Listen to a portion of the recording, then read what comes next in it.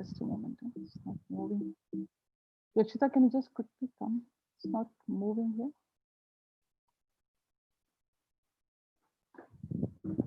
Just give me one more time. Sorry. Why is this stuck here? I'm supposed to just. It's not going now. Next. I can't reach there.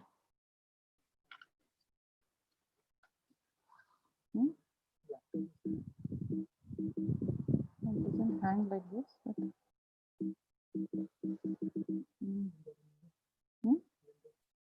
Window.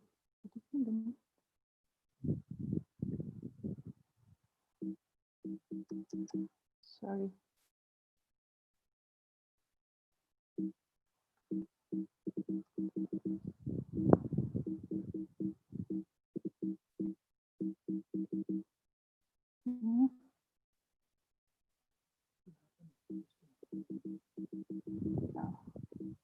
I'm sorry, Dean, can we just go with the next presentation? My thing is hung and I will just come back onto it. So wasting time. Hello? Yeah, okay, fine. We'll move on to the next presenter. Yeah, just got stuck somehow. Us for these technical glitches. Yeah, so our next presenter will be Akash Deep. And Akash is an architect who's worked in sustainable urban design. He's graduated from Glasgow. He's presently with the GRIA Council from September 2011, and he's organized a number of workshops across the country, and with GRIA, of course, anchors the rating system. So do you want to start again, Neelam? Sorry, Dean, it came, so yeah, sorry. Yeah, I can present. I mean, I think it came, but I will not go to full screen. That's what is creating the problem. Okay, we'll go back to Neelam then. So I will not go to full screen and I'll just present like this. So this is oh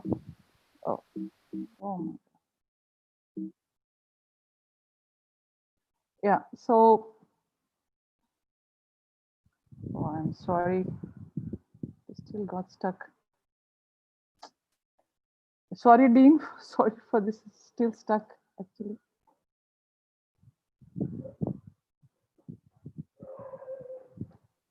Extremely sorry, Dean, it's still stuck. I think you can go ahead.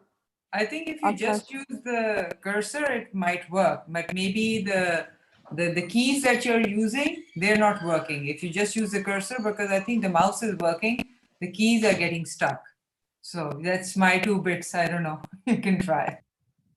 No, I think the next presentation can go and then I will just get back. Better. Okay, we're back again with Akash then. Yeah, I hope you don't mind, Akash. Yeah, so basically Akash has been working with Terry Greer. He's, of course, anchored the rating system over there and conducted a number of workshops across India. He's published many articles in the media and co-authored a book titled ZEMCH, which is towards the delivery of zero-energy mass custom homes. And of course, been involved in a lot of planning and designing for a number of projects in the urban, architectural, interior, and landscaping areas. So welcome, Akash, and good to have you on board. Thank you, sir. So thank you all for joining. As briefed, myself, Akash Deep. I work as Senior Program Manager with GRIHA Council from last 10 years now.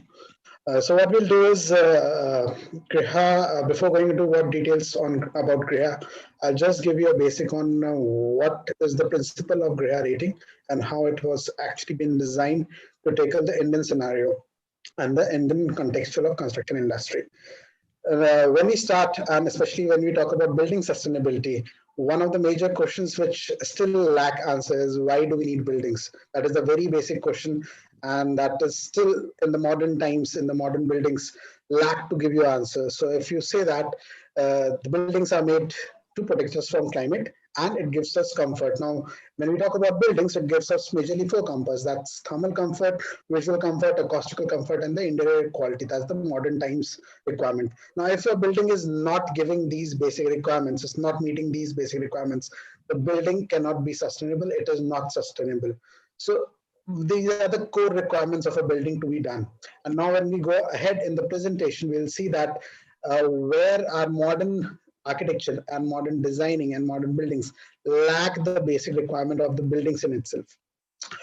You must have seen this map multiple times. And interestingly, if you see the Indian lat long, and this is the shaded area where India lies. And if you try to find out any of the developed countries in this lat long, that will be very interesting. So if you see, most of the developed countries are either above or below. So you have the Northern America, South Africa, Europe, England, Australia, Russia, Japan. Everything is either beyond, above us, or below us. Now, interestingly, however, when we start working with any of the lifestyle requirements, building cities, we try to ape the West. We are all trying to copy paste from the West. And there is where the problem lies with sustainability. Sustainability has to be local. Sustainability has to be a localized solution. It has its own requirements. Indian culture has always been sustainable. So for example, in the lifestyle, our food has always been sustainable. So as per our climate, our food requirements change. So you have hot and spicy in where you have the coastal regions have lots of rice eating population. Each state has its own food as per the climatology. Interestingly, our clothing is also climate responsive. So as per different climates which we have in our country, our clothing, each state has its own clothing requirements as per the climate requirements which we move, basically. And similarly, our buildings, as Gopal sir was saying, that our buildings actually were designed, our ancient culture has always been sustainable. So our buildings associate themselves with the local climate and response to these climates, basically. However, now we are developing. So which means everybody is same. We all, as a corporate culture, we require to have same clothing. So we are all tie, suits and boots, all switching on ACs, having all modern clothing and living in an AC space. So uniform clothing. We have uniform cars. Everybody is pushing for money. We are having pushing for vehicles. Everybody is, and as the end result, you have lots of cars. Everybody is same. Everybody is having uniform transport. Even the language is same. So the more you invest on marketing, the more customers you have. So now the major language of communication or management becomes money, and that's there. So uniform language is there. And even the food which we eat is uniform. So everybody is craving from pizza and burger, the fast foods which we have in our life. Interestingly, which leads us to the final outcome which we live in, that's our buildings. Exactly same buildings across the country, whether you take Delhi, whether you take Mumbai, whether you take Calcutta, whether you take any city in the country, all the buildings look exactly the same. The building design lacks common sense. That's the issue with sustainability in building design in the modern architecture. We just keep on doing same things again and again, copy pasting from Western without thinking whether it works. And we are not limited to buildings. We are actually taken ahead to the city level also. We have similar city designs. That's Gurgaon. That's Delhi, Pitampura area. Exactly same. You don't find no green spaces. You don't find that urban designing in there in the modern cities or developments which are happening. Bengaluru. So in same cities. So what is the problem which we are facing? It's not about we are doing everything wrong. So basically, there's some process issue which we are following and which is not actually leading us to sustainable living. Our ancestors were sustainable throughout the life cycle. So what we need to change is the current process, which is we all go. Any question, go to the Google, go to Wikipedia, search the answer, Control C, Control V, and the work is done. Which is not a good, which is not sustainable, which is neither cool. So we have to change the current process. Control C, Control V. The worst two keys on your laptops have to be changed, have to be deleted from the laptop itself, basically. So this is neither cool nor sustainable. So now we come on to Griha. Now, what is Griha? Griha is basically a tool to assess your sustainability throughout the life cycle of building, which includes your design, construction, operation, and the maintenance part of the building. One of the basic principle around Griha is what gets measured gets managed, which is a basic principle of management, not about green buildings or any Griha. If you want to manage anything, you have to measure it. And once you measure it, then you can start managing that resource, whether it's a human resource, whether it's an energy resource, whether it's a water resource. So anything which you want to do, Greya actually evaluates you through the measurements of what you do. Now, Greya does not have anything specific in itself. What Greya has done, and we have multiple codes and standards in our country which are developed for Indian climatology, Indian standards. Now, once you're making a building, you are aware that, okay, I have to take this permission, I have to be compliant to this code, this code. For example, you have planning codes, you have, water consumption codes, social requirements, energy requirements, environmental requirements. So what Greya does is, we bring everything together in one platform. You just follow Greya and you are compliant to all the regulatory authorities as per the Indian standards in various states across the country. So you're not doing anything extra, you're just doing the right effort of making buildings sustainable. Stages of a project, as we said, design, construction, operation, and maintenance. Griha evaluates your process as well as the end result. So if your why process is important, for example, if your design is sustainable, your architect has taken that effort and made that design sustainable, but at the end, construction was non-sustainable and there were lots of wastages. So the building becomes unsustainable. Now, if your design is sustainable, construction practices were sustainable, there was no air pollution happening, no wastages of material happening.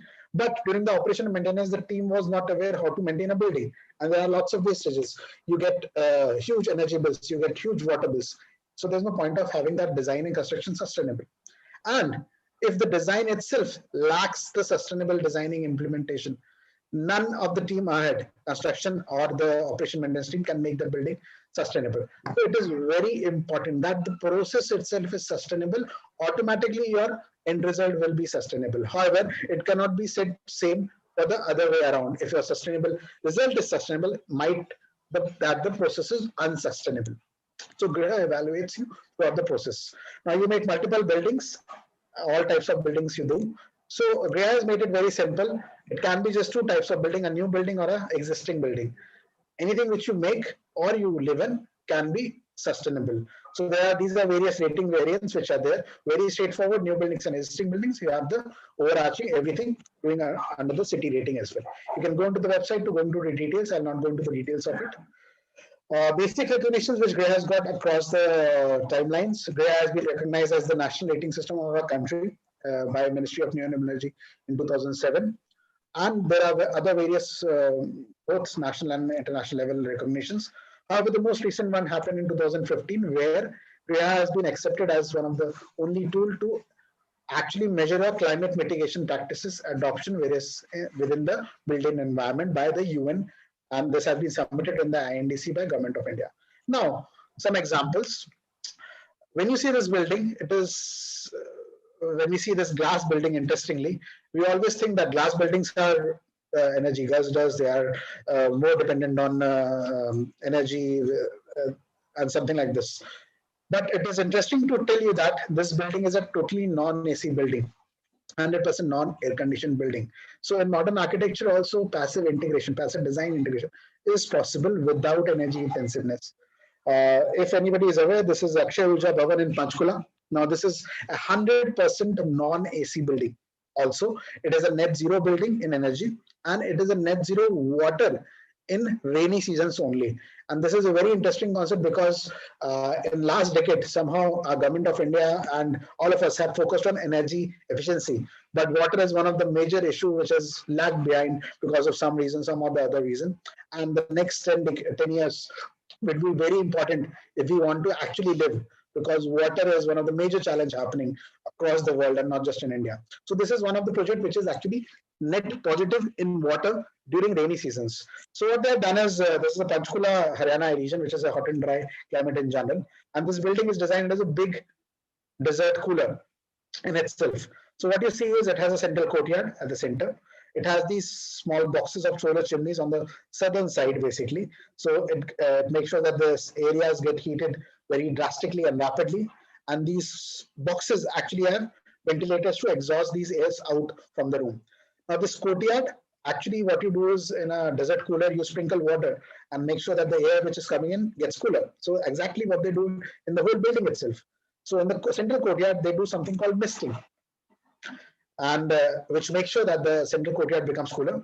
And automatically there's an air draft created from the courtyard through the rooms and through these solar chimneys. It gets exhausted. So there's no mechanical ventilation. There's no air conditioning in this building. This is how it gets actually conditioned throughout the year. And this again, please do not control with this technology, because this is implemented in a hot and dry climate, and that's why it works. Obviously, if you put this building in Mumbai, it will stop working. Also, if you see the eastern and western facades, you see these windows, and as we all know, western facades have the high radiations coming into our rooms. And these are general knowledge in architecture. So north facade is the best. So you have less radiation, and easily when you go into your bedroom, you can say, okay, my bedroom is a good design or a bad design. You can see which orientation it has, which is the window orientation, which has. And if you see these east and west facades, which have high glare content in the light, so if you see these windows, they have been tilted somehow so that you have ample daylight. And so these are the sections or photographs of the space. So you do not have glare at all. So many other times as an architect, we find questions like, okay, I have a site constraint. What do I do? Site constraints give you an opportunity to work for the building in itself. Another example from Rajkot, actually, this is an affordable housing in there. And interestingly, the design is very interesting in this project in itself. So if you remember old houses, you used to have, and Sir was giving a very good example of cross ventilation, actually speaking. We used to have these ventilators on top of the doors. And in the modern architecture, these are actually missing. So when if you enter your bedroom, you just have your window and then you have the door, and there's no cross ventilation. And when you talk to architects, they say that they have cross ventilation. Interestingly, what happens is if the weather is good outside, I end up closing my window and the door because of wind pressure. It maintains because my door starts banging up because of the wind pressure, high-rise buildings. There are major issues. So now these specific ventilators which have been designed above the doors, helps you cross-ventilate the whole building, whole rooms. And they have actually developed it and the further designs. This was the first design. The second design came with a slider, and now it has a top-hung ventilator. Now, interestingly, what happened is, this is in Mumbai scenario, one of the architects, what they did was, when you have a good climate outside, and Mumbai has lots of rain, good climate, but you are not able to open the windows in a high-rise building, because if you open it even for a smaller area, the huge wind starts coming in and there's a huge wind velocity coming in. Now, when you have a top window, what it helps is, one, it prevents the rain from coming in. Second, you can actually modulate the opening to make sure that the wind speed you can modulate throughout your own space itself. And you can close it when you want to run an AC. So the design has to be such that it gives an opportunity to the users to use it passively. The current modern design lacks that choices for the users. Very interesting design in the lobbies. They have utilized. So the common ducts which you see over here, they have actually connected to a common ventilation ducts. So you do not require each of the flats to buy a exhaust. There's a one single exhaust on top, which actually makes sure there's a negative pressure. So the bathrooms actually make sure they ventilates outside through these utility ducts, and which actually helps you that the smell doesn't go into these small areas in the living areas. It makes sure there's a negative pressure throughout the room itself. So these small things actually make huge difference in architecture. And these are all no-cost solutions. These are all design solutions. Last example, and then I'll close. So this is one of the examples from Mumbai. This is Govardhan Eco Village in Mumbai, and as I was also explaining, this project is a net zero campus. Nothing goes in, nothing goes out, only other than we human beings. The material, as I said, this is also soil.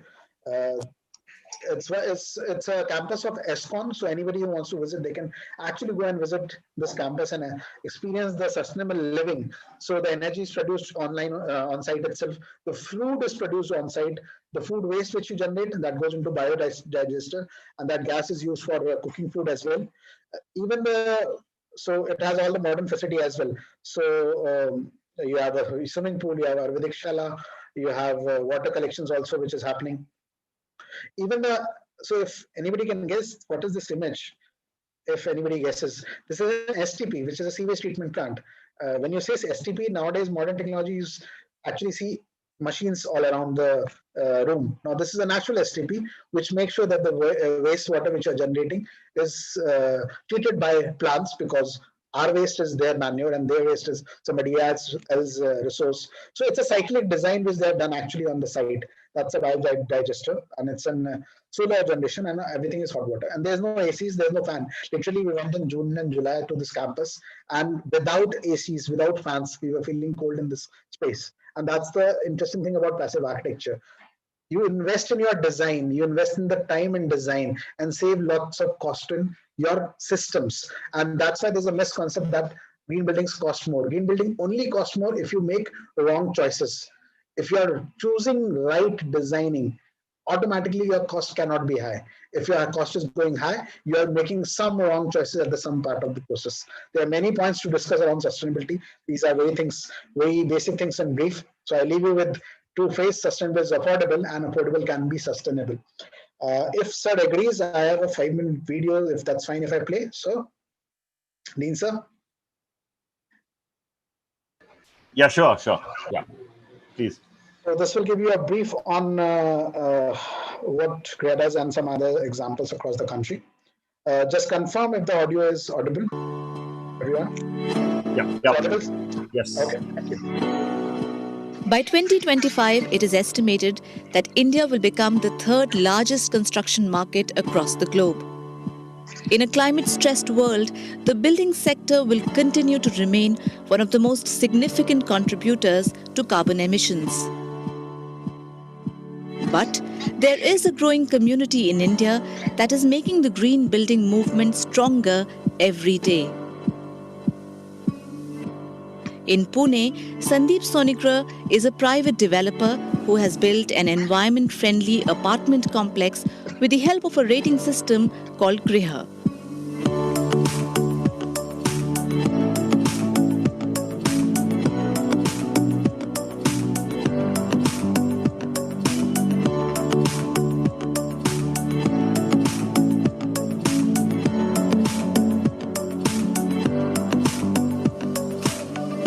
GRIA provides a green building certification system which addresses this particular class of buildings. It captures energy efficiency, it captures water use, it captures building materials. Together, it provides you and me with a measure of the greenness of the building and how it would perform.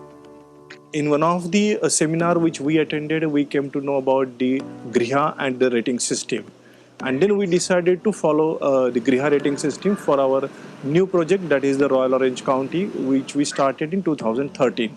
In terms of materials, we have a very different ideology since our earlier projects to calculate the carbon footprint of the project. And after doing calculation of carbon footprint, we found that cement is one of the most crucial element. So we try to replace cement wherever possible. And we found lime is the best alternative to cement.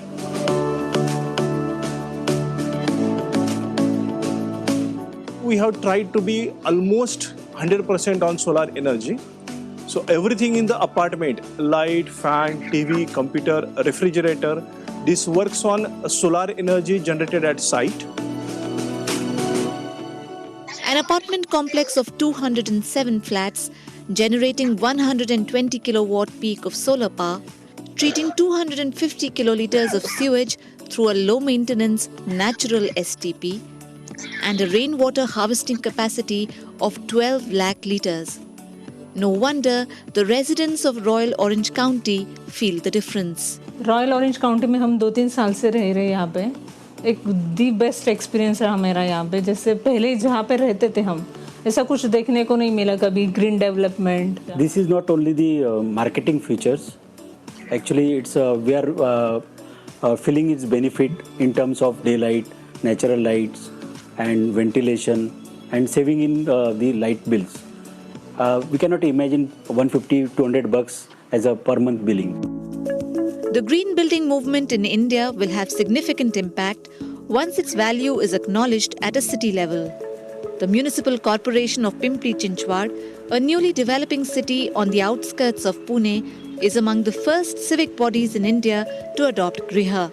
Griha helps us to make the city much more carbon neutral, and hence as a city corporation we have decided to offer some of the incentives through property tax rebate or through reduction in development charges for the developers who are coming for certification of green buildings.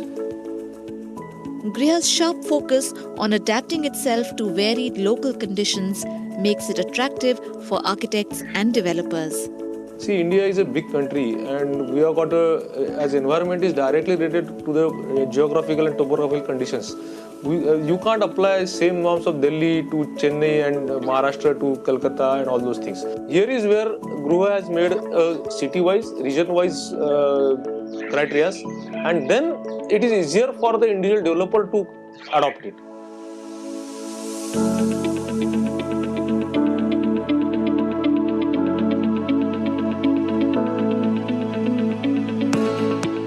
The whole idea of Griha came because we wanted to make something for the kids, being a school, from which they can learn from a very ground level.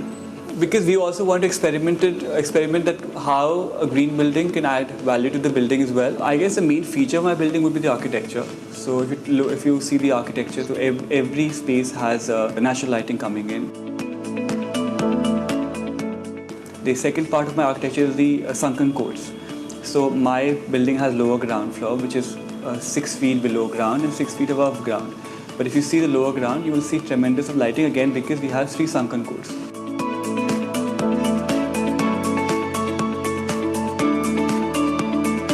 I think what is the great advantage of Griha, the way we have seen it here, is that the focus is basically on the design side and not first and foremost of having all kind of nice technical gadgets here, which makes it much more sustainable, because basically you want to have a system which is relatively easy to maintain and which takes into consideration local conditions and local materials and can easily be adapted elsewhere also. While Griha caters to large institutional buildings, the Griha Council and TERI have jointly developed another rating system known as Swagriha for small buildings. Bhajan Dhaba, a highway restaurant near Delhi, is an unlikely building for a Swagriha rating. But for the Bedi brothers, who grow their own food, cook with biogas and use recycled materials for their furniture, this was just a natural choice.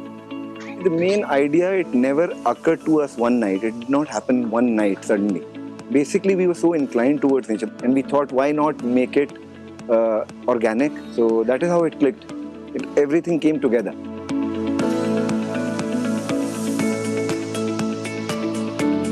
We were talking to people that we want to make something green. A common friend, I guess, suggested us that there is a guy named Tanu Bhatt who's our architect now. Swagriha is a smaller version in the green building rating system of Griha, and it's extremely simple to adopt and comply with the building that we are making.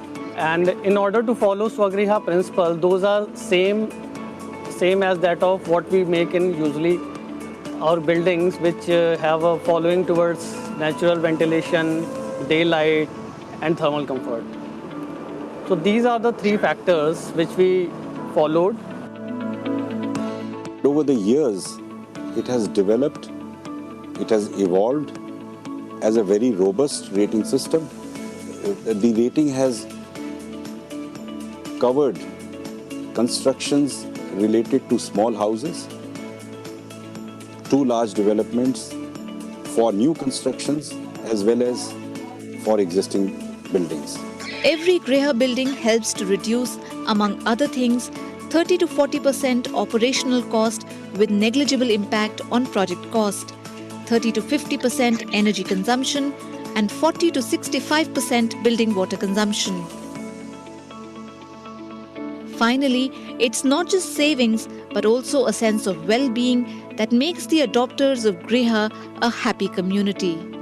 We are very happy with the results we see so far. We have much lower energy consumption that we had before. People do enjoy our food. they love the idea, they leave with a feel-good feeling. So I guess that is the biggest feedback, the smiles on their faces. Someone comes, my kid comes, 2 or 3 year old kid comes and they see Griha building from the beginning, or the parents come and they see the Griha building from the beginning.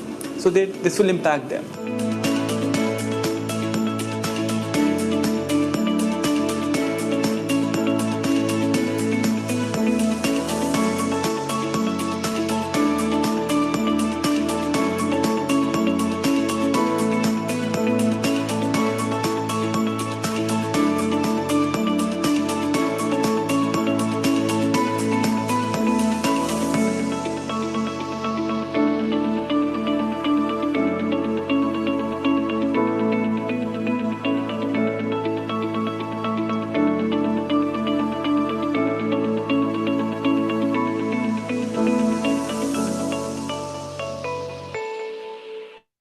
Sorry for that, a bit longer than expected.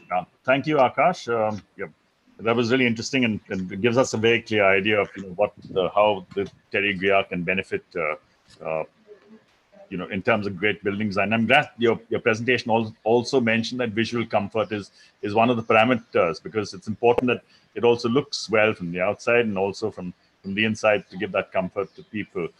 And you're mentioning, of course, of traditional examples in the past and how we can actually draw from them. Yeah, so it's very interesting, and I mean the main takeaway from this has really been this thing of invest in design. It's not just about technology; it's how much you can actually put into good design, which can make such a big difference. So you don't have to be with these little technology or material interventions necessarily, but a good designer can actually bring in those aspects. So now we've come to Neelam. I hope your slides are working now.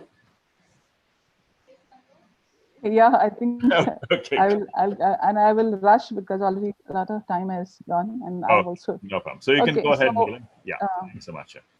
Yeah, thank you. The topic of the webinar was low energy, and so I will just try to. I generally try to define myself because I always, as I said, simplicity is one of the ways in which I always try to do things. So I look at very basic definitions of the terms and things that whenever I'm addressing some issue. So low energy, some simple facts are like everything comes from nature. A man only processes it. Nothing is originally man-made. And man processes and processes and processes and processes to get the finest product possible. And the more processed a product, the more valuable it is for humans today. I mean, that's the perception, general perception about whatever we have in life, whether it's products, whether it's buildings, whether it's whatever we use in our daily lives. And the common perception is again, so anything natural according to man is of no value. Unless, I mean, it's completely useless. Nature does not know processing. Is it something like that? Or nature does not process anything, or how do things come, and how does actually man understand what's and what is science and what is technology? Because I think science is a study of how the physical world was working, and from there we came to technology, and from there we came to engineering. But in the whole process, we have forgotten what was the original actually concept of and the original source. And in this scenario, what could be low energy? And I think as Dr. Shankar was speaking in one term, if we say least processing. So if I have to talk about anything, whether it's low energy architecture or anything like that, any product that we can do with the least amount of processing would be low energy product or a zero energy product if we are able to try to do that. The zero energy actually does not happen, and that's why I have used this low energy, because some amount of energy is definitely used, and that's why I have used the term least processing. And I would just this example of something from nature, as you can see, and you have a very simple rammed earth building that you see here, and you have something which is a very highly processed and building, which is very much the trend today. And the trend today also is that today in our session we have extremely low attendance. So when we talk about low energy architecture, probably it is not as lucrative as if I was talking about Jah Hadid architecture, I'm sure it would be 4 times more or 10 times more. And that's what would be the attendance today if it was the otherwise. So this is something, it just tells about how, the perception of people. One more anecdote from Barcelona, which I have actually told several times, is in a hotel there, and I had gone for some conference or some work, and then I went to the counter at the travel counter, not travel counter, I mean reception, and I told them there's no drinking water in our rooms, and she looked at me, like, okay, you are Indian, you do not know. And it was told to me that, oh, our toilet water is potable. So that is something which is, and I was like, now I don't know who is the fool and who is the otherwise, because in 135 liters, which we generally think is a human being needs in a whole day, and you need about 15 liters for your drinking and cooking and all those things, that probably maybe 1 liter here and there, and the rest of it actually is used for different purposes. Do you need potable quality water for everything, including flushing? I mean, that's one question that I would open question. As Dr. Shankar was trying to say, there are several open questions that I am leaving here. In this scenario, what is it? And that's what the processing, I come to that. The next I come to elements, which I have put as my topic, and I have been talking about elements, I think, since I was in architecture college or school. I have been a lover of nature, and I've always been talking about this earth, water, fire, and space, and the elements and the Panch Tattva, because we all made of it. So we subconsciously, we seek to connect to it at time. These are also the basis of our ancient Ayurveda, through which the well-being of a person is defined, Kapha, Vata and Pitta. And we have energy fields, as we now know, and not through what some, I wouldn't say some, I wouldn't like to sound like that. Some religions or some other, people who meditate, they have told about it, but now they are being measured. And now we have several Nobel Prizes which are being given to people who have been working on quantum energy, which is, we all are a form of energy. And so when we distance ourselves from nature, this field, energy field, actually gets disturbed. It is in our DNA. And I will give you a very simple example that, if we are, when we are stressed, where do we go? We go to a park, or we close ourselves in a room if we really want to de-stress ourselves. Because definitely a closed room will give you more stress. And if you go to nature, you immediately connect, because it is in our DNA.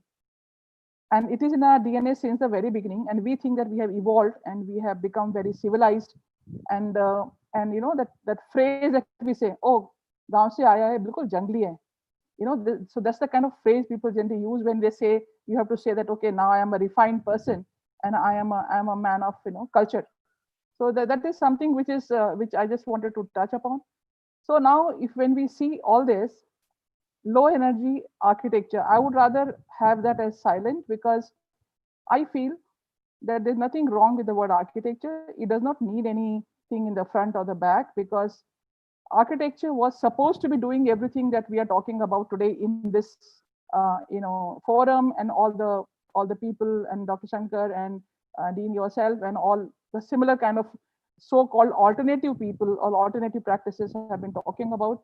That's architecture, and I think that's how it should have been done. But I do not know why so much of isms and styles and textures have been being brought in, something like a marketing word. I mean, these are like marketing. You're trying to tell yourself, I'm different from others, and that's how, and that's like, you're trying to categorize yourself to get a niche market. And does architecture need to be like that? And so as per Corbusier, architecture has nothing to do with various styles, and these isms and things are not of really very much of usage. Architecture is categorizing permaculture. I mean, I'm really, and I people have been mentioning it for such a long time, and I'm kept wondering, what is permaculture? Different agriculture, or it's called permanent agriculture. Now, what is permanent agriculture? I mean, and that we do not know about from the beginning. I mean, what is new in there? So you grow vegetables in an apartment, by design by an architect, and you call it permaculture principles. But if the same thing is done in a village, on their rooftop, you have gourds and things which is put up there. They are called junglis. I mean, they are called uncivilized people who do not know how to live.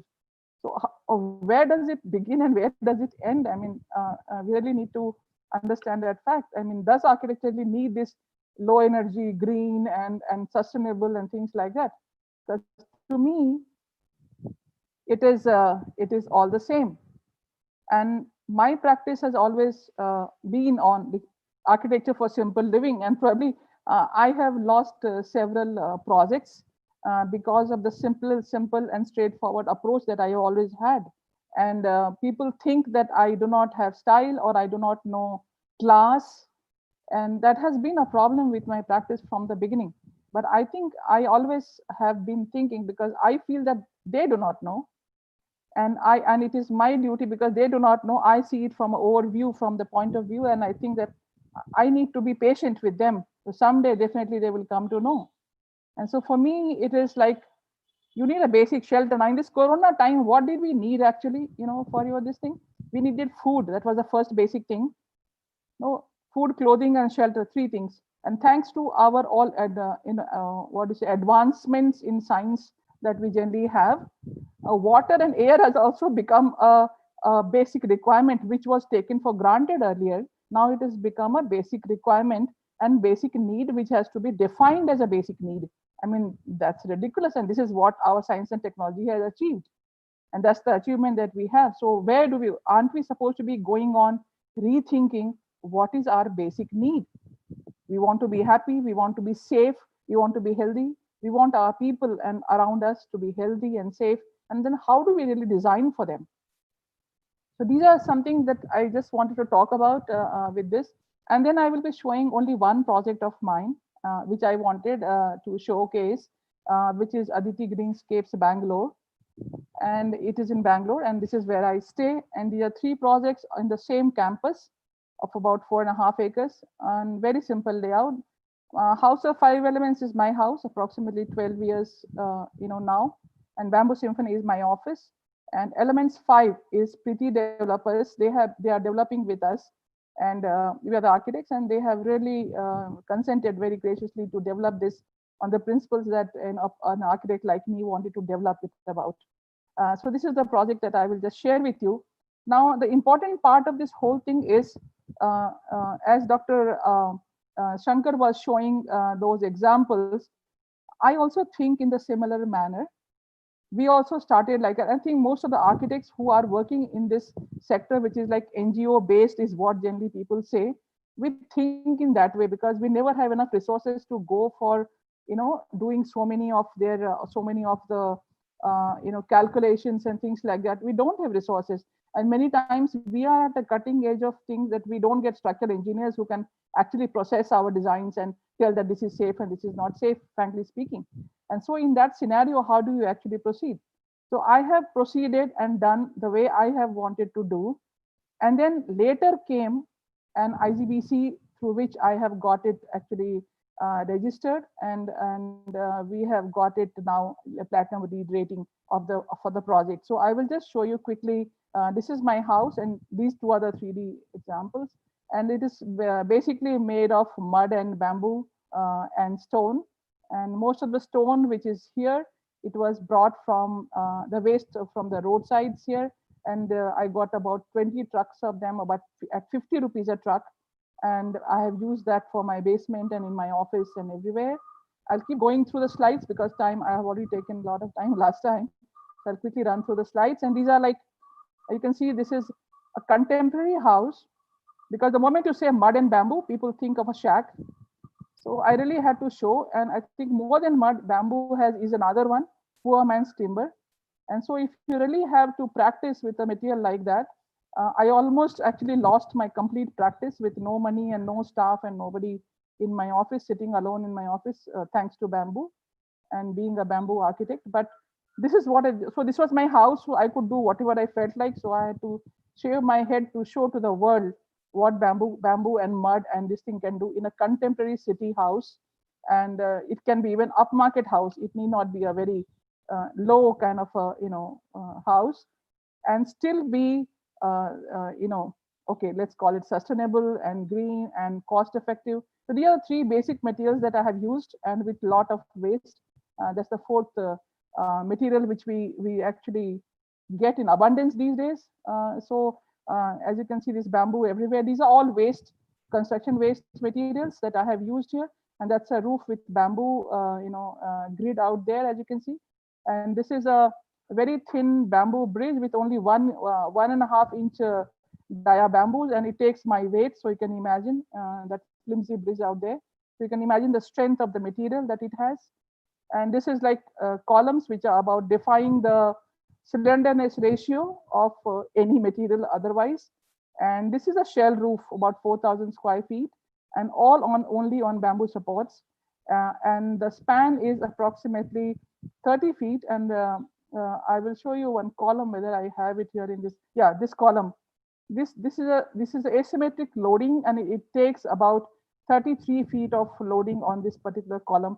And actually, it goes to the ground with a single bamboo out there. This is bamboo flooring. These are various kinds of bamboo, and this is all mud with lime wash out there. These are some other shots of the house.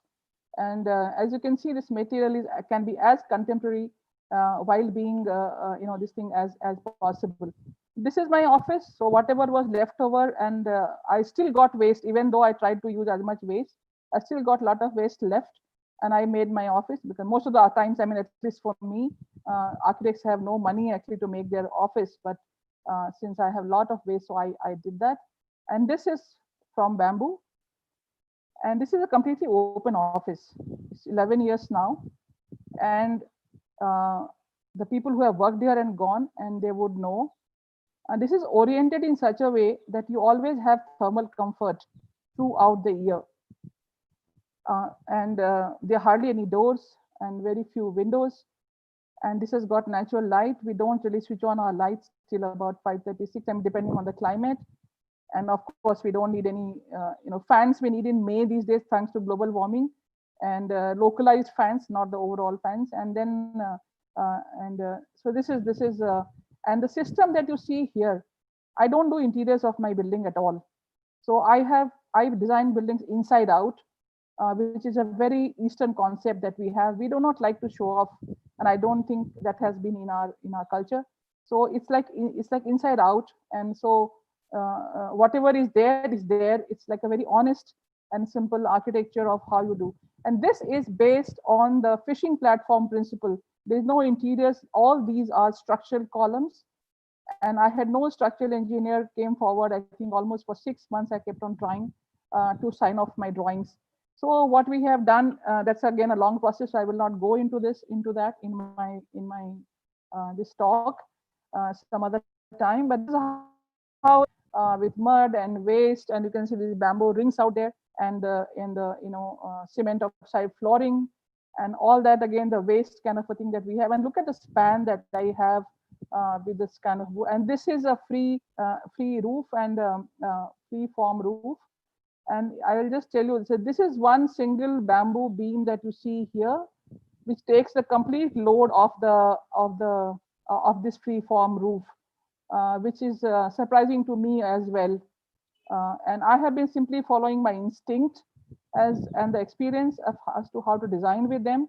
And we have several people who came and who told me that they will be doing the testing. I told them I do not have money. So I had IIT Delhi, I had Lafarge, and all of them. They gave the awards, they came, but they never came to test the building. And I think from CGBMT, I would start it, because I think we need to have those equations to know. Now this I'll come to, that's where my house and my office sits here.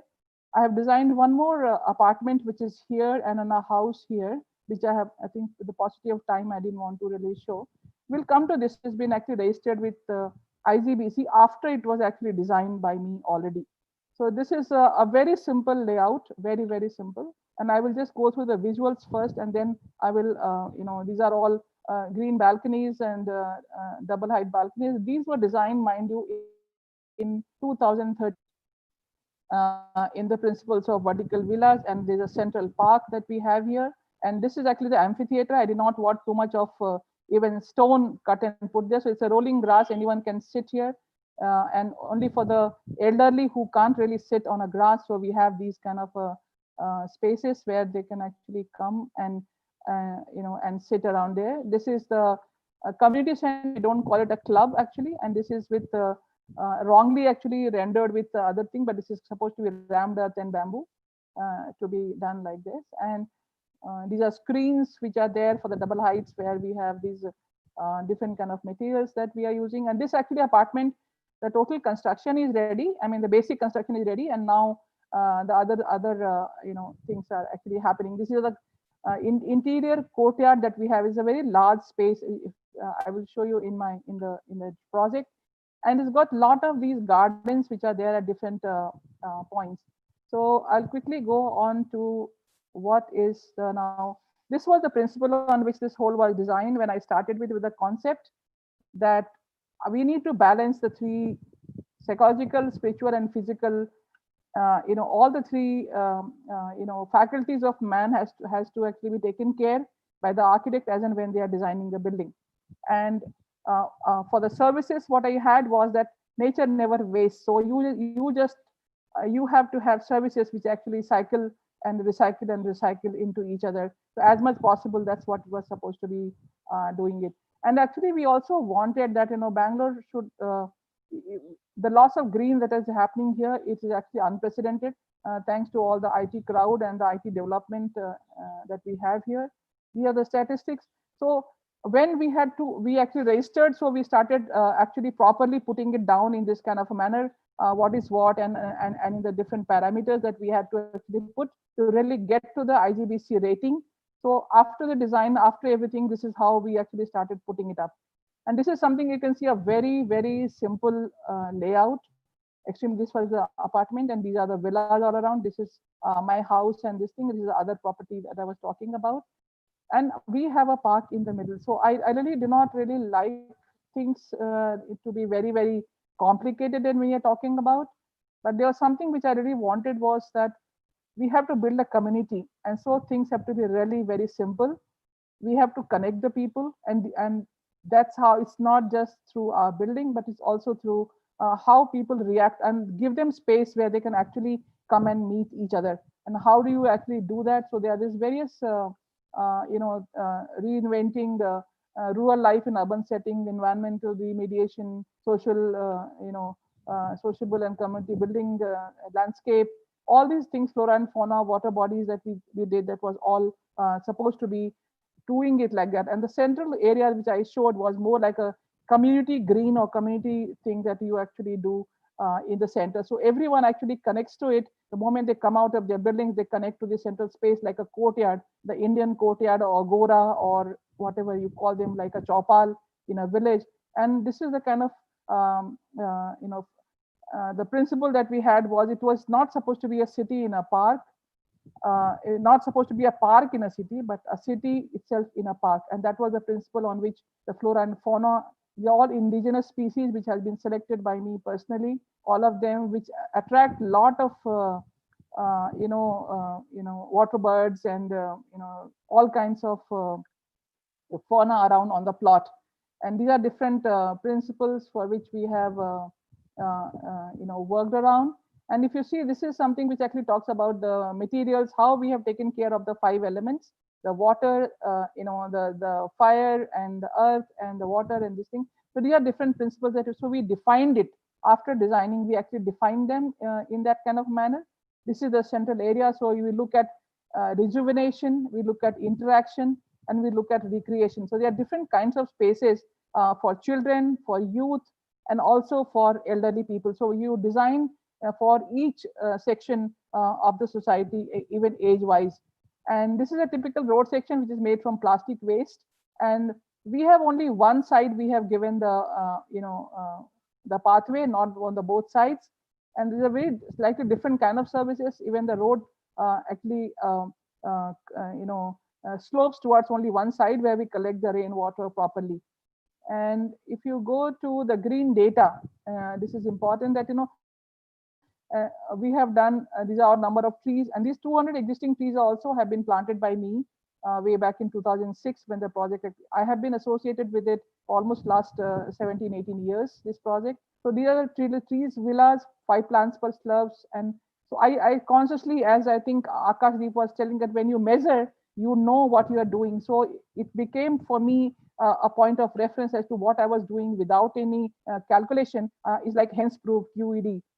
So we are looking at all these solar trees, active recreation, and this is a green plot ratio, which means as much built up area I am taking, I'm also giving it back to nature, and that's what I call it green plot ratio.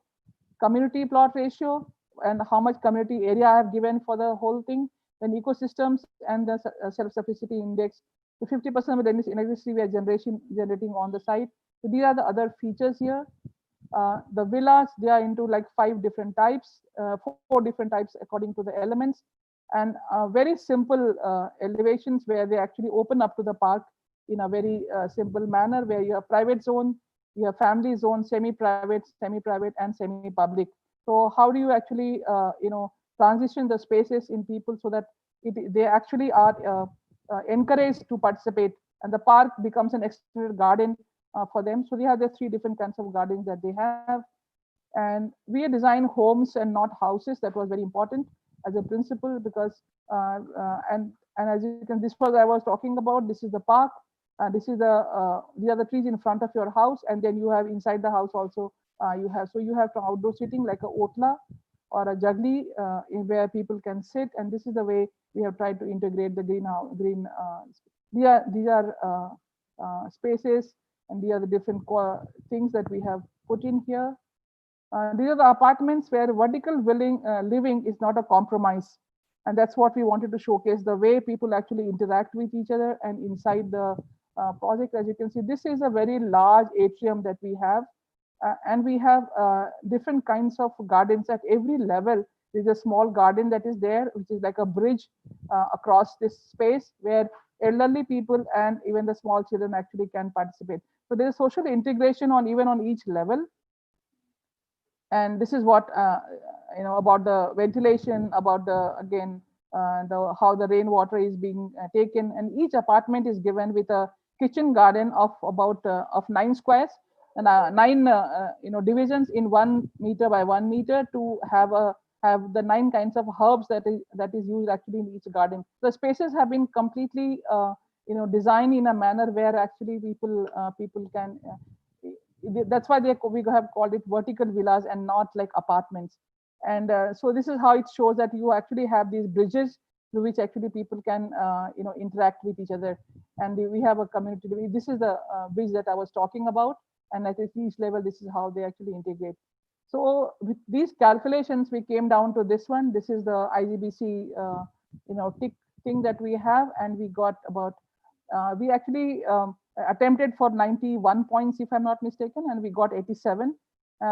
We were not given points much for reusing the soil, which is actually from the basement, and the whole project is being made from soil cement blocks. And we have a lot of bamboo that we are using, as you could see in the whole all these things. So that was what my presentation actually is about. And so this is something like when you start with something and then it's like hence proof, because the West understands the language of these kind of things. So how do you actually prove to people that yes, these traditional houses, traditional principles actually work in whatever scenario that they work? So I will end with this, and over to Dean. Yeah, thank you, Neelam, for sharing those really lovely, interesting projects. And I especially like the thing of the green plot ratio and the community ratio and the eco restoration, because that's so important to actually, we as architects actually destroy a lot of the environment. It's really nice to see that one is conscious about replacing as much as we've done. And the 2 commonalities that I see between you and Shankar is that, and you'll mention the words specifically, is simplicity in your approach. And that's really nice to see that. So our next speaker for today is Anand. Anand's a green professional from CI, the Green Building Center at Hyderabad. And he's a principal counselor who heads a team of about 40 professionals, training people in green building concepts, been part of workshops and seminars across the world. And he's also been instrumental in creating the accredited professional exam, for IGBC students in architecture and engineering practice in colleges across India. So welcome, Anand, and please start. Yeah.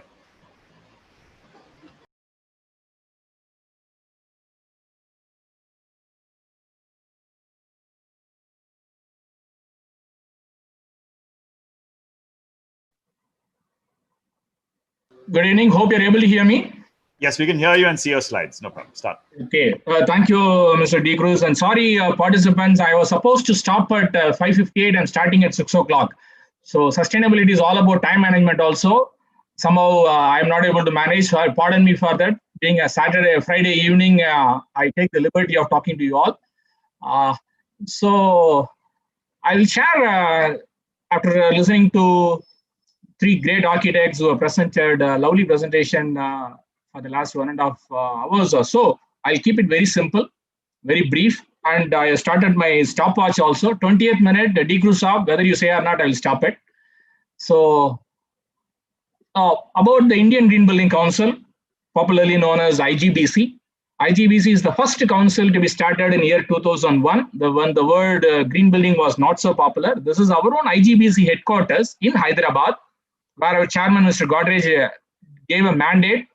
We have to showcase to the whole world green buildings make business sense, as well as the traditional architectural elements can be incorporated in a contemporary way.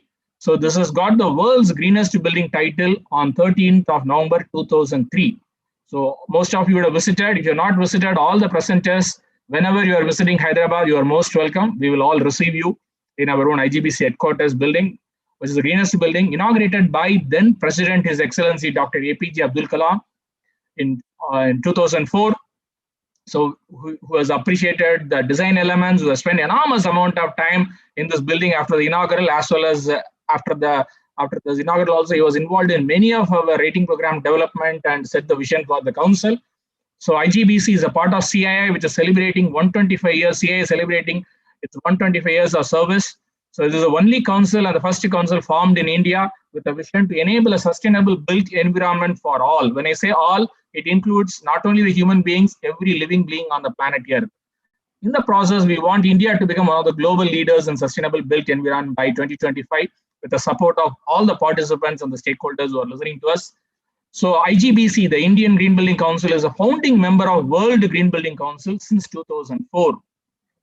87 countries across the world are a part of this unique organization, World Green Building Council. So whatever you do, even today's webinar, with the permission of Architect Neelam, we will be showcasing in the World Forum through IGBC, which is the only council recognized by the World Green Building Council. So to be more honest, I would love to confess, green buildings are not new to India. India is a rich culture. India is a rich country with, on a conservative basis, 6,000 years of history.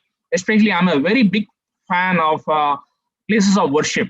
You walk into a temple, church, or a mosque, or a gurudwara constructed hundreds and hundreds of years ago. Some of them you may be able to connect. They are all constructed in 9th century, even before air conditioners. Why air conditioners? Even before electricity was invented. And they will stand tall in India forever. So if green buildings are not new to India, but nevertheless, the 21st century has thrown open enormous amount of challenges to all of us involved in the Indian construction industry. The cities are getting overcrowded. We need more factories. We need more schools, housing for all of that. So we in IGBC in year 2001, with support of all those stakeholders, define what is a green building. So this is how it goes. A green building, as far as IGBC is concerned, is the one which conserves natural resources. Number 2, which uses less water. Third, it optimizes energy efficiency. Fourth, it generates less waste. Last but not the fifth one is provides a much more healthier environment for all of us. So that is how we in IGBC define green building is all about. So like what we have 5 fingers in our palm, IGBC rating tool addresses a holistic and integrated approach of how do we handle the site, water, energy, material, and indoor air quality, which is completely aligned with our ancient wisdom of 5 elements of nature, or Panchaputas. You heard from Architect Neelam and Mr. Shankar and others also. So it is not, we are identifying and invented green buildings. It's only a rediscovery of our own ancient Indian ethos in developing our tool. So what it started as a one building, IGBC's headquarters, way back in 2001, with the support of all the stakeholders. Today, India has more than 6,000 plus projects, right from Kashmir to Kanyakumari, Kohima from the east to Kutch on the west. We have 7.61 billion square feet adopting our IGBC's rating program. I will not go into the rating program at all. As I promised to our moderator, architect D. Cruz, I would love to highlight 30 unique architectural elements which is able to bring down the energy demand to the lowest ever possible, aligning with the topic, low energy architecture. First is IGBC rating program encourages designers, builders, and contractors and material suppliers to design, conceive, construct, and operate in harmony with nature. So it is built around the environment. So this is our own IGBC headquarters. Hyderabad is not only known for pearls, biryanis, and Golconda forts, it is known for natural rock formation. So the natural rocks, what you see in this picture, these are all preserved right from the day one we got the plot for our own IGBC headquarters, because these rocks are million years old, even before we walked in 2001. So we have preserved all these rocks, and the mandate given to the architects, designers, and contractors, they cannot disturb these rocks and other flora and the fauna. So the building has been designed, constructed in harmony with the environment. So this one single element itself will ensure that our building design, construction, and operation requires very minimal energy, or I use the word optimum energy. Second is our rating program stresses more on orientation. I can change the lamp, I can change the carpet, I can change the air conditioners after 5 years of building is the design and construction is done. Whereas the orientation, I cannot change it. IGBC rating program insists optimum orientation with respect to the climatology, the building usage pattern, where we are, whether it is a 24/7 office or a data center or a school or a campus. Here you are seeing an ISB, Indian School of Business, which is a huge campus. We are involved right from the day one. As architects, you know very well. So how we are able to enhance the orientation measures so that our energy demand comes to the lowest ever possible by design. So by bringing in more and more soft light through the north, minimizing our exposures on the south and the west, locating our water bodies, the amphitheaters, and the greenery in the particular orientation by using the tools as well as our ancient wisdom. That is how we have done it. Orientation is encouraged. I will be able to showcase 6,000 projects we are handling. This is an amazing, another full credit goes to the architect. There's a beautiful exposed concrete. The second skin of the building is made out of eco-friendly material, which brings in light, provides the views, and reduces the energy consumption at the same time, brings in enormous amount of delight to the occupants walking into this office every single day. So this is how our buildings, IGBC rating program is nothing but a tool which comes out with the enormous encourages the designers to give enough freedom to choose what they want. Because India, though the latitude and longitude are same, India, what is applicable for Chennai may not be applicable for Hyderabad, and what is applicable for Shimla may not be applicable for Surat. So our rating programs are all aligned with the 5 climatic zones and their own requirements. Third element is on shading devices. Again, here architect Professor Ashok Bilal has done a wonderful project, IGBC certified project, wherein he used lightweight tensile fabrics to cover some of the glass and other envelope openings so that the harsh sun doesn't bring in heat into our system or into our building. So this has been encouraged by IGBC rating program. IGBC rating program encourages the passive architecture so that our air conditioning load can be brought down to the minimum, as well as the electrical demand can be brought down to the lowest ever possible. So these are the live examples how the passive architecture elements has been integrated in many buildings, including our own building. The wind towers, which has been integrated, Hyderabad being nowhere closer to the sea or rivers, so it's a dry and at altitude. So the wind tower provides a beautiful air, pre-cooled air to all our spaces.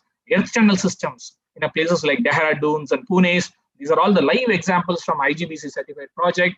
And even radiant cooling, we are taken from the ancient monumental buildings, which talks about integrated into the Infosys, which has adopted, all the campus are all adopting IGBC rating program.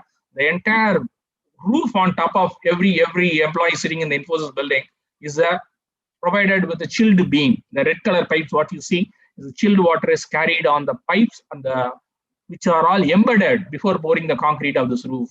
So this is being beautifully done.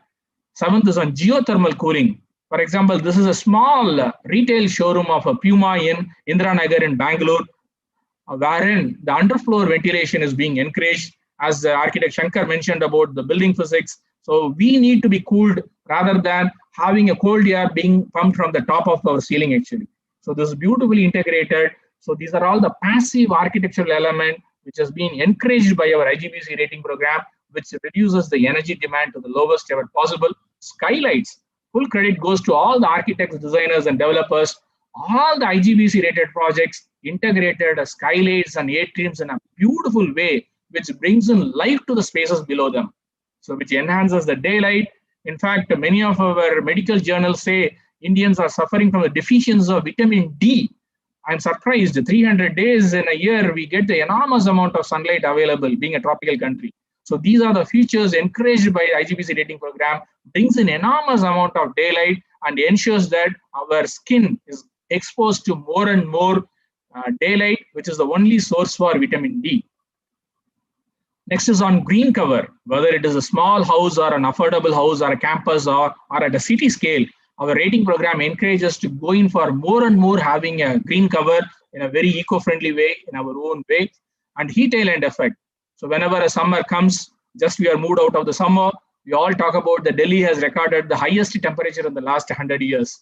So we in IGBC for the last 20 years address how do we mitigate the heat island effect actually. So there are multiple options are given. The beauty about the IGBC rating program is we give enormous amount of options. So what is applicable for one building typology or a design may not be applicable or suitable due to various reasons.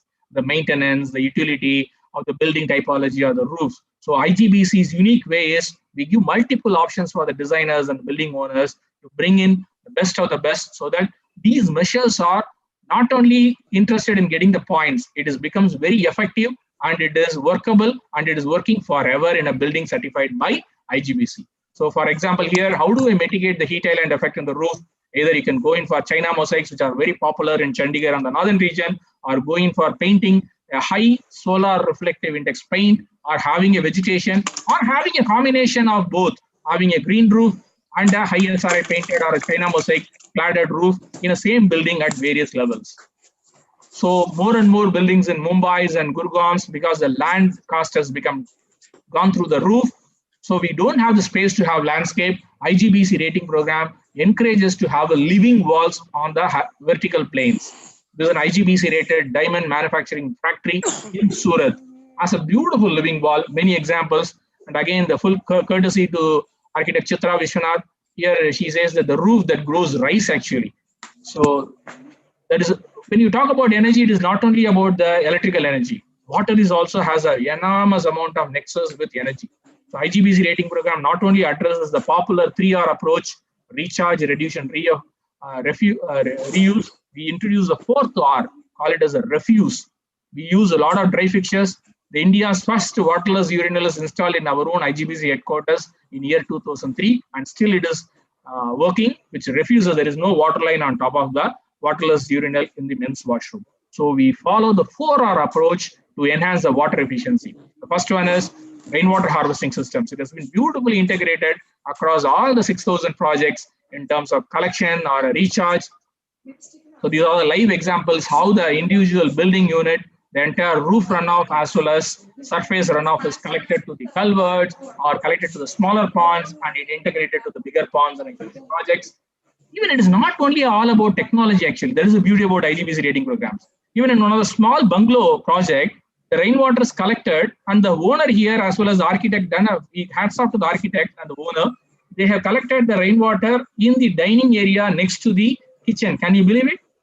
What I show on the left hand side of my slide is the sump below with a small hoop. The entire rainwater, filtered water is collected below this. And they are lifting it using a hand pump. I don't know, many of the youngsters, with due respect to them, they may not even seen the hand pump. So they are using a hand pump, even a small motor, they would have installed it in the bungalow. It would not have costed them a bomb. But the small motor installed to lift this water from the sump, they consume enormous amount of energy in the next 100 years. So this is all about low energy architecture. It is not only talking about the technology, it is not only talking about the high-end materials. It is always about the people, the lifestyle changes, which will take us to the low energy consumption. Third is on the landscape design. IGBC rating program encourages usage of native, adaptive, and drought-tolerant species so that we have the green cover. At the same time, we don't use excess manure, excess fertilizer, or we don't use the water. We use the water very effectively. We use the water also. Our rating program encourages using a very effective sprinklers and drip irrigation system, and coupled with a lot of other technologies like the moisture sensors and others, which are all fully integrated.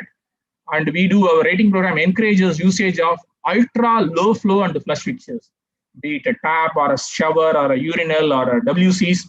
We are the first one to encourage dual flushing in our WCs.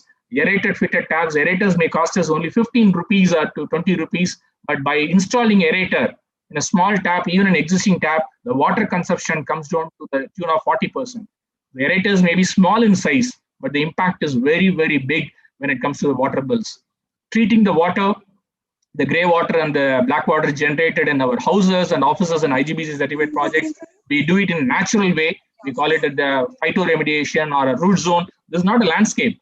There is a water treatment plant working actually. We don't use any chemical. We don't use any power at all. Not only our own IGBC headquarters, government offices, commissioner's office in Hyderabad, after visiting our center, they are able to replicate the same root zone or a phytoremediation treatment in their own office. Even a small house in Chennai, the compound wall, this is a hardly 1,200 square feet individual house. You see that they don't have area at all. But the three sides of the compound wall, they have a treatment plant which treats the dishwasher, kitchen sink, and other, apart from the WC water, is treated by using a natural treatment plant on their compound wall. Can you believe it?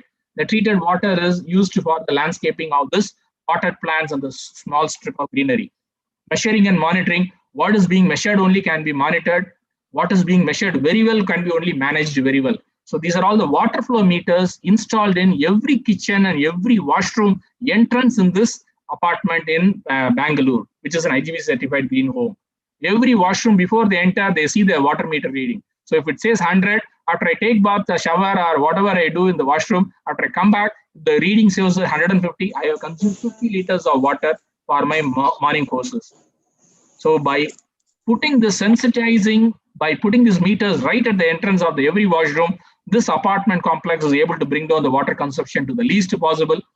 We do encourage a very simple measure, like a retro bond arrangement. This is a project of a small house in Bangalore. Southern wall and the western wall, they had gone for a retro bond filled with a organic insulating material, roofs with inverted beams with the greenery on top of it reduces.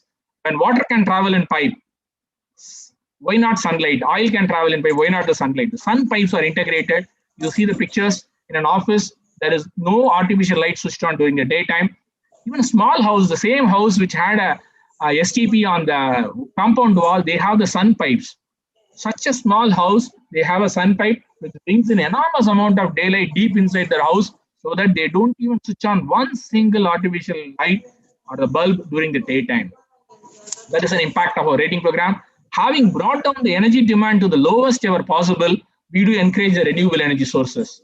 So these are all the building energy, building integrated solar PVs, micro wind turbines, or parapet wall. They have an integrated micro wind turbine vertical as well as solar PV couple.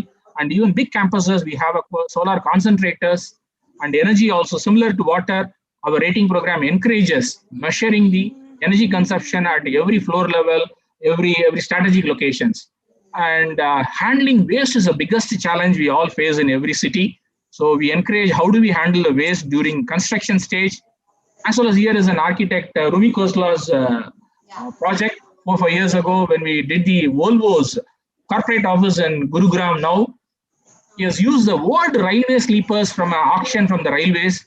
Railway sleepers earlier used to be made out of teak wood, which are all exposed to all the worst ambient conditions. So he treated it, engineered it, and he has used it as a second skin of a 7-story building, a modern MNC's office, which is IGBC rated.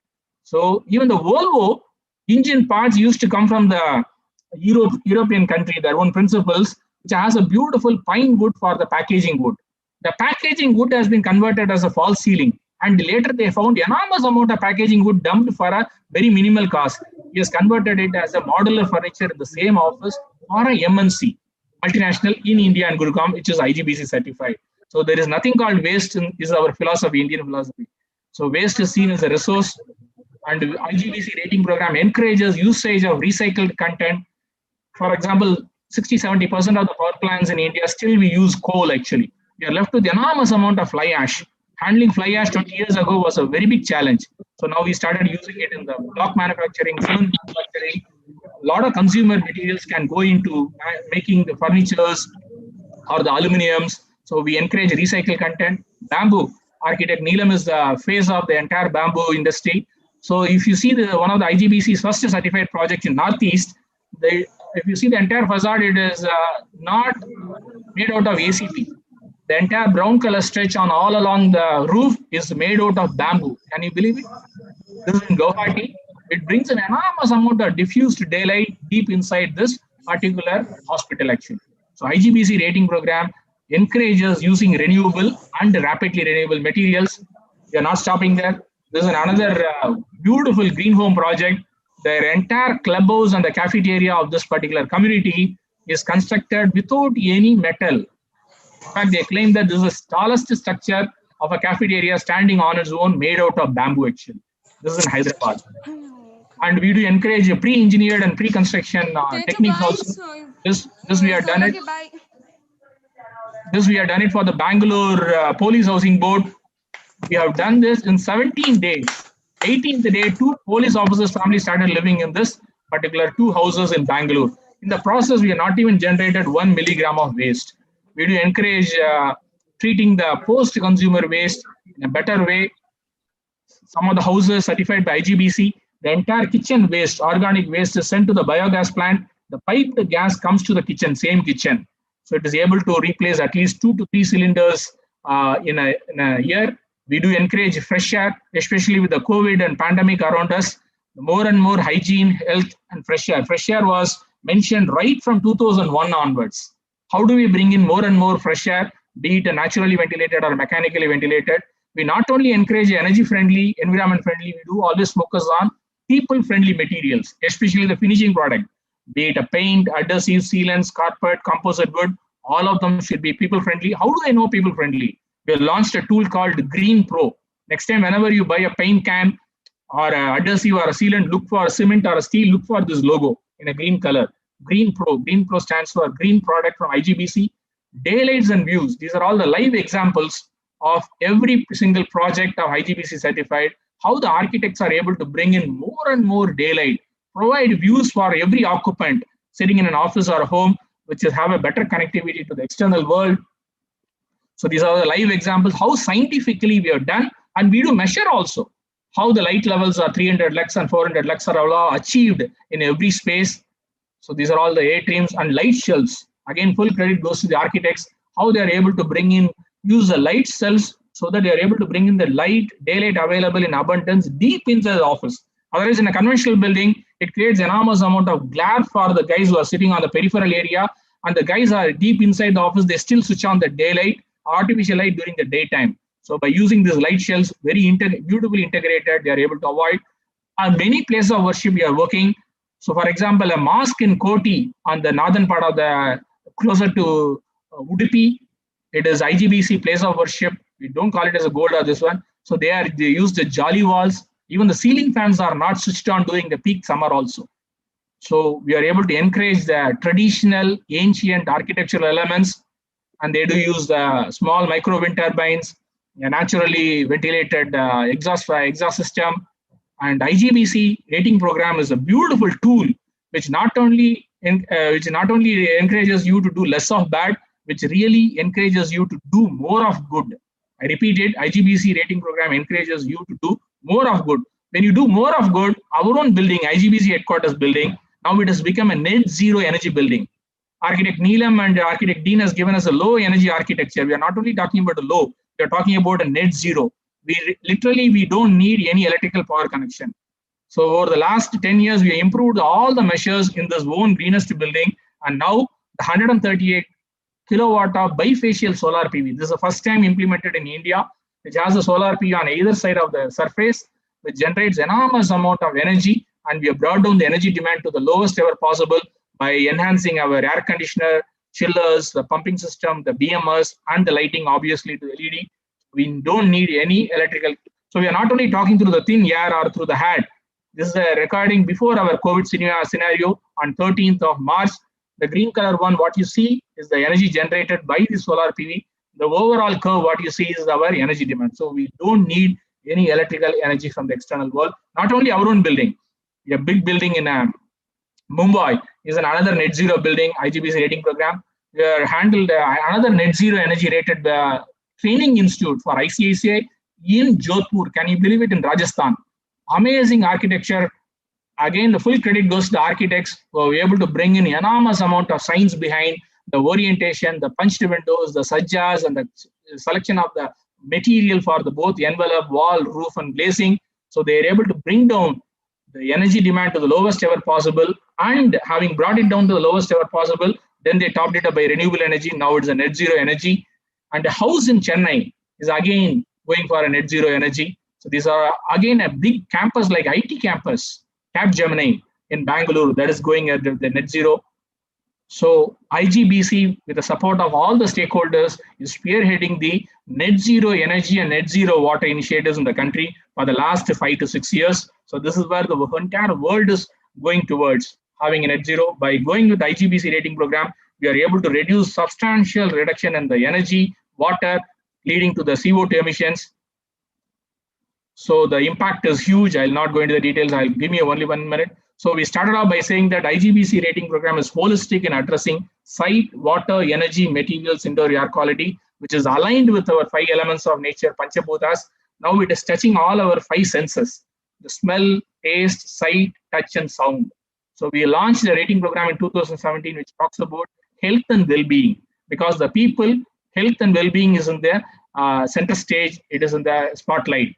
So by adopting IGBC rating program, we not only bring down the energy bills and water bills to the lowest ever possible, people will be more happier, healthier over a period of time, enhances the quality of life of every citizen of this country. So we have 28 rating programs available because every building typology is different. We are the only council in the whole world to have 28 different rating programs. These are all available. So the places where we live, stay, learn, travel, work, play, worship, all of them can go green with IGBC. So IGBC rating program from the World Green Building Council recognized is the first council, and it just brought a rating program which is simple in terms of understanding and approach. Number 2, it demands from all the stakeholders involved in the project in order to enhance the performance. Third, by adopting IGBC rating program, it has a profound impact on the energy, environment, economics, as well as societal benefits. So it is global by choice. What it began from IGBC headquarters in year 2001, this has become a big movement by itself.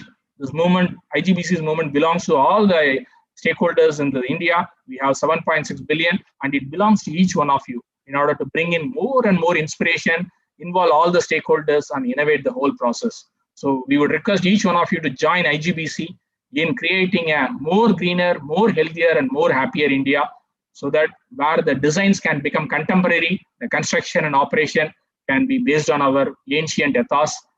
So the tradition and technology can coexist.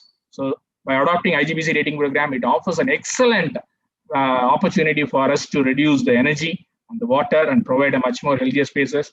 To sum it up, ladies and gentlemen, I would love to quote our Dr. late Premsi Jain, chairman of IGBC's one of the very popular and inspiring quote: "If we can change the way you think about building, maybe what you build will change the world." So once again, we in IGBC are very grateful to all the Indian construction industry stakeholders for supporting all our initiatives since 2001.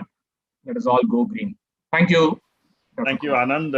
I think we've run out of time. And since you mentioned Dr. Jain, actually, I've designed Dr. Jain's house here in Goa as well. He's very happy with it. Okay, so we're already at 6:30. So with your permission, I will just continue for another 15-20 minutes with some questions that people have asked. I'd have to screen some of the questions because, yeah, is that okay? Fine. Yeah, okay.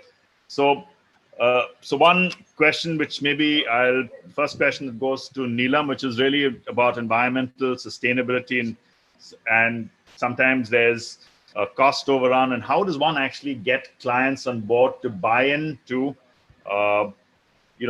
making a choice in terms of sustainability and blue energy buildings? Hello.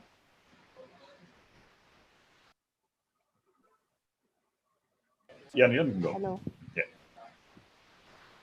Yeah, I can hear you. I mean, I think, Anand, can you close the screen? Yeah.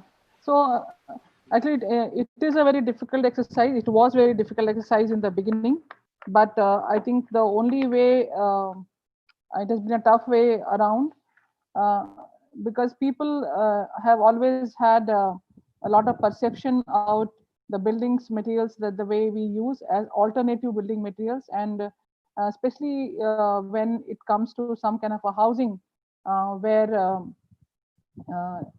they have to spend money and they have to sell.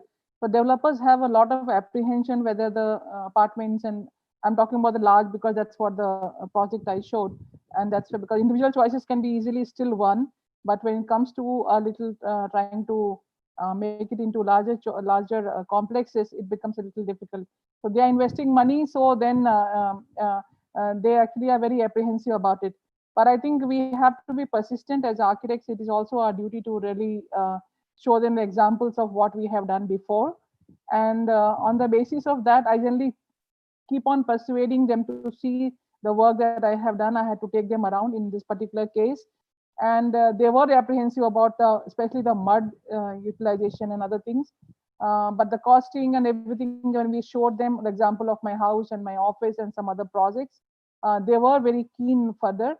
And then the construction people also had a lot of apprehension, but now they all, I'm very thankful to PT developers and to the manager project, Mr. V. Subramaniam, and the owner, Mr. Ram, that they have actually, their whole staff now is really aligned to this idea. So it takes a little bit of, I think, a lot of patience on our part to be able to, really persuade the clients. That is definitely there. But I think once we tell them, and once I think the COVID is another one situation where for now, like when we talk about healthy architecture and things like that, that definitely people have started listening. And I think it's a much better environment right now in that kind of a manner. So it is tough. It is not easy. It is definitely not easy. And especially why I'm telling this is, who is going to sell bamboo? You don't have a marketing cost, but people have industries which sell cement.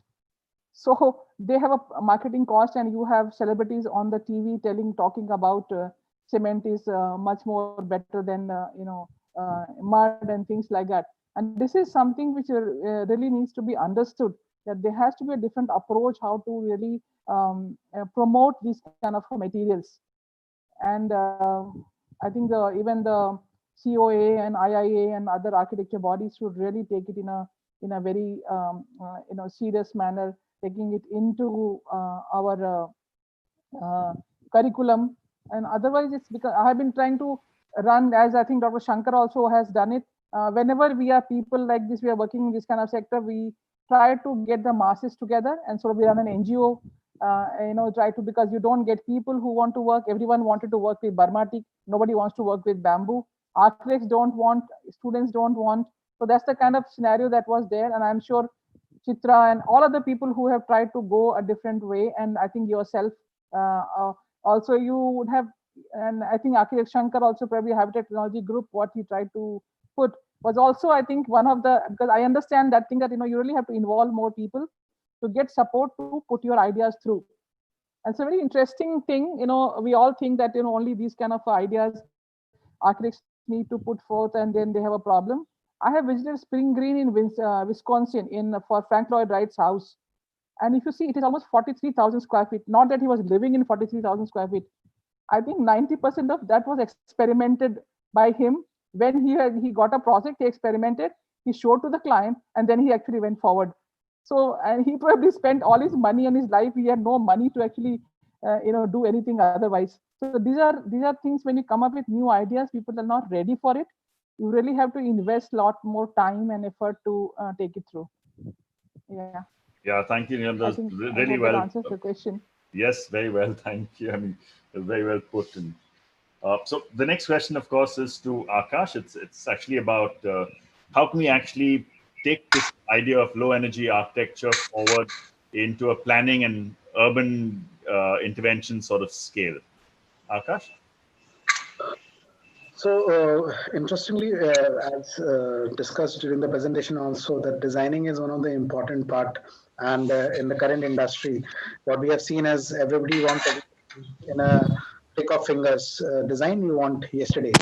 Nobody waits for tomorrow. Actually, it's all as an architect, we have to give designs day before yesterday, basically, to government, through clients and everything. And design is one of the aspects which is very important and very cost-effective measures if you want to make a sustainable building. Whether you take the shading, shadow designing, shading design. Lots of students in architecture college also we go. Most of the basics of architecture designings, shadings and all these old tools are not even taught nowadays, basically. And something like SP41, it's one of the very good asset design code, which was there in India in 89. And it is not taught in any other architecture colleges. It is very basic shadow designings. We go into complexities of HSA, GSA, and all those things. So sustainability basics is common sense. It's been there in our culture. And we used to adopt. Can I request Rohit to please put off his mic, please? Yeah, sorry. So what I was saying was, and just to add up with where ma'am, Neela ma'am left, interestingly, just last week, Maharashtra is the first state to add bamboo in its DSR. So you'll be happy to know that some of the bamboo products have been added in the DSR of Maharashtra now. And Maharashtra has built the first biggest structure of bamboo. That's a training center in if I'm not wrong, it's one of the whole structures of bamboo. It's a training center which they have come up in Maharashtra. That's a PWD project, and it's under GREA. And this is the first state to put bamboo under the DSR itself. And to an urban scale, how to a much larger scale in terms of planning, do you see how a greater application? Yes, it is. So when you talk about city level intervention, it is very important that because we try to uncomplex things, which is already urban is a very complex structure, and we try to have secluded energy, water mixes, waste mixes. However, everything evolves so rapidly that it doesn't work together, and especially in our system. The data collection, analysis, and implementation at the city level, it takes 10 years, and till that, the whole data collection still becomes uneligible for implementation because your whole data set changes. So it is very important at the city level, at the urban scale level, you need tools which are prompt in both analysis, data collection, and providing you solutions. So we need solutions which are on an urban scale, which are localized and which are to the responsive to the climate requirements, basically. I hope that answers. Very yeah, thanks, Arthur. Okay, the next question goes to Shankar. Is Dr. Shankar there? So he has left. He dropped a message. He had a meeting. Okay, so so maybe I'll ask Anand then. So it's is there a metric to evaluate the comfort inside a man-made structure? For example, inside a thatched roof in a village during midsummer day, it would be much higher than that in a modern building. So how does one compare an old, basically how does one compare the comfort level in an old using traditional materials versus a new building, which are using modern materials and technologies? Yeah. It's a tough one, but so this is a subject by itself. We all love to go back to our own ancient houses, especially our own ancestral properties. But in cities like Bangalore and others, and especially in highly crowded IT offices, wherein we are talking about 35 square feet per person is the kind of a density we are talking. Whereas the National Building Code says 100 square feet per person. Whereas with the laptops becoming sleeker, the BPOs and KPOs are all the density. Having said that, our rating program, and we do work with the healthy buildings for the last 4 years, especially with a lot of sensors and portable measuring devices available. They can measure the comfort levels with respect, as Akash mentioned, about the climatic conditions and the dressing. It's a subject by itself. We don't want to go we'd all love to be visited Charles Correa's houses, what the school he has designed in front of his house and the museum. There we go with the shards and the cotton fabric, linen. So the thermal comfort is a subject by itself with respect to the air temperature, humidity, the airflow. But any given day, Shankar has shown the beautiful pitched roof, Kerala architecture. Those are all amazing. But when I come to Hyderabad, we would love to have it. But having paid $1 million for a land of 0.5 acres, how do I optimize it? So that is where the challenge comes in. So, but still, by adopting our rating programs, whatever Akash spoke and others, we'll be more than happy to address on the visual comfort, thermal comfort, affirmatory of late with this COVID and others. We are addressing it for the last 20 years. Nobody used to talk about that. What kind of a housekeeping chemical you bring in? What kind of, whatever we use it. So these are all very sensitive to us. So definitely, there is a middle path has to be taken. We are not saying this is good or bad. So the development should go. Development and sustainability are the both sides of the same coin. So wherever we need high density and others, we should go for it. Still, wherever possible, we are working with a lot of resorts. We are working with beautiful places all over the countries like Mangaluru's, Cochin's, and others. So that we would love to have. We need not even ceiling fans. And at the same time, for example, Infosys buildings in Pune, can you believe it? They are having ceiling fans, thousands of thousands in their own offices, without the air conditioners, with the radiant cooling. So still the combinations can be made. That would be my answer. If you need any specific request, we have done enormous amount of, we call it as a better places for people report. We gave the Fitbit to some of our colleagues and we mounted the sensors. We followed all of that, how the carbon dioxide level, oxygen levels, how it interacts with the people and their comfort levels, how they are able to sleep well. We are talking about the cognitive analysis. All these green building features is not only on the energy and the water bill, how it works on the psyche of the people, how people are happier, and how it translates into productivity. It is all done. I don't want to, because it's almost like 6:40 now. For any participants, they can write to me. I'll be more than happy to share that entire report, what you're doing with the Harvard School of Health, as well as with the World Green Building Council on better places for people report. Yeah. Yeah, thanks, Anand. I think it's very important that both of you all said, both Akash and you mentioned that these rating systems are a tool. So at the end of the day, it's all about your sensibilities and your common sense, actually, in terms of how do you apply these things. It's not something to control you, it's something to use to actually achieve your goals. And that's very important that was brought out here. Another question one question is, can cement be low energy, and how do we actually get mud, since it's touted as a very good green material, to really, so if you'd like to take it off. Yeah, so we are working with all the cement leading manufacturers. In fact, you will be very proud to know, whosoever has asked the question, if you list top 10 cement plants in the whole world, I'm not talking about India, with respect to energy efficiency, the top 3 or 4 plants will be from India actually. So earlier they used to talk about consuming 100 electrical units per ton of cement, whereas now you're talking about 65. Whether you use cement or not, that is a different story. But cement, we have put entire usage of waste material generated in the cities are very controlled, and the vertical, all the energy efficient measures are taken care in the Indian cement plant. In fact, Indian cement plants are one of the world's best cement plant. Apart from using the clinkers, now we are talking about upwards of 25% of fly ash being used in a cement manufacturing, concrete and block.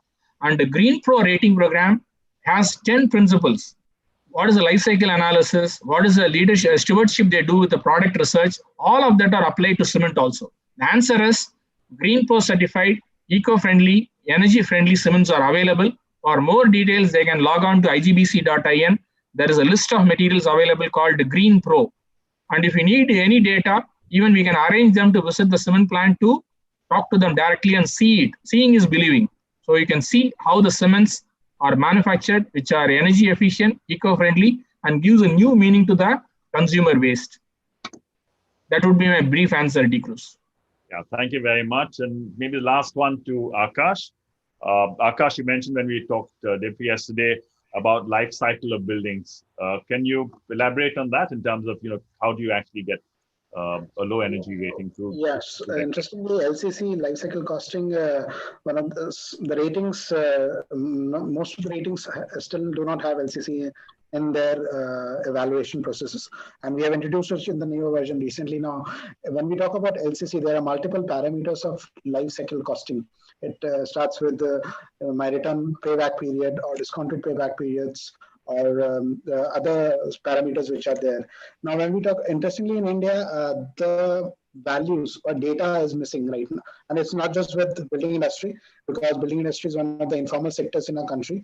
It's across various sectors in our country that the data is a challenge. So the immediate energy, if you even take the immediate energy of various materials, the data is not available in India. We still actually run towards the Western data which are available for various materials. We still do not have these data available with our country or our specific times. So this is the first effort which Griha has done in the rating system, where you can actually start evaluating your project's payback periods depending on systems you install. And there is a minimum time which is given to you. If your life's payback is coming more than that, then you are probably selecting systems which are on a much higher cost and which will not have a good payback periods, basically. So it becomes, it gives you LCC is basically a very interesting tool which helps you, helps the client to decide which technology or which design intervention which actually will decrease their cost in the initial capital cost which they're investing in a project, and then later on they can decide accordingly. So it's sustainability is all about informed decisions, basically. The more your clients have information on taking this decision, the more better judgment they can take. And I'll give you a very small example. For example, we start with glass buildings. We started with glass buildings as an example. Now, most of the buildings are running towards having a glass facades, and the examples which ma'am shared or which Shankar sir said, it's more about having the local culture live around, and our culture has a lot to teach us. The important thing is we have to be open to get taught, basically. We are so blinded with the modernization, the so-called copy-paste culture, that we are not looking into our answers which are already present with us in sustainability, not just in building, but in lifestyle also. It's so important actually that you mentioned the word lifestyle, because I think with this pandemic, all of us are slowly changing our lifestyle. We're getting used to the thing of being at home, actually reducing our energy consumption in a way. And I think it's a great turning. So I think lifestyle itself can actually be a big driver in bringing about, low energy in the way we design and in the way we, execute our projects. So thank you very much, everyone, for this thing. I think we've run completely out of time. And as they mentioned, you're welcome to write to each one of the participants if you have any further queries to Neelam to wrap up this session. Thank you. Thanks, Dean. Thanks so much. I think with your permission, I will take one more minute. There was a question about the life of a bamboo and mud building. I think the session is sincere. I will just quickly respond to that. Yeah. Okay. Thanks. I have again, like Dr. Ganesh, I also have open-ended question. Is anyone aware what is the life span of a cement or a steel, especially cement? I would say the building, cement concrete building. People think it is endless. It's not. It's something between 40 to 70 years. That's it. And if you're talking about residential buildings, it does not go beyond that. But I'm very sure all of you have your grandmother's houses and your great-grandmother's houses, which are more than 100, 200 years old. And I think that answers your question. I really do not need to answer it in too many words. One more thing, which is actually generally, since a lot of questions I saw about bamboo, is about fire rating, because people think that bamboo should not be used. And just to tell you, Akash, the most of the schedule of rates, whatever it has come, they always talk about, again, processed bamboo. They are hardly, I do not know, I still have to see But whatever had been introduced earlier also, there was an introduction of, they all talk about industry produced materials. So the And Maharashtra that's one what has comes been to updated. schedule of rates. It is not for, yeah, so I'm just saying, I mean, that is how people actually think about. Yes. And the fire rating thing, nobody talks about a round bamboo fire rating for a round bamboo. And CBRI Roorkee has done a research, and we had been there last year for a program, and bamboo is as good or as bad as steel when it comes to temperature, and that, and same thing with mud and concrete. So it cannot be told that bamboo is it is combustible. Dry bamboo is combustible, and you are supposed to actually respect the material qualities or properties to build with it, and not build with bamboo like you do with steel, and not build with mud like you do with concrete, because they are both very different materials. And so that has to be respected.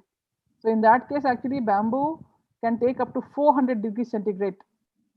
We cook rice in bamboo. I think that's a common knowledge.